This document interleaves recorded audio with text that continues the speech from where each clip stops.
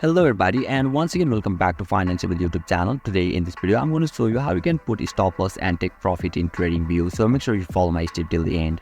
First thing first, I assume that you already have an account on TradingView and already logged in, and now right after that you will be able to see the interface on in the screen where you can see the chart of the BTC USDT, and just down below it you will be able to see sell market and buy market. You can choose any of them, and let me choose any of them as a demo. So once you click on it, another section pops out, and just down below the section you can see take profit and stop loss.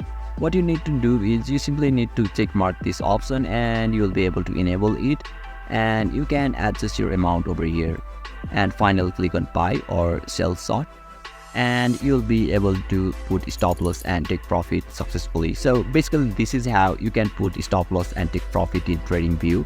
And if you still encounter any issue during this process, feel free to leave a comment and I'll be happy to assist you. If you found this video helpful, please give it a thumbs up, and if you are new to this channel, make sure to hit the subscribe button and set the bell icon to on so that you can stay updated with our latest content. Thank you for watching, and I'll see you next time.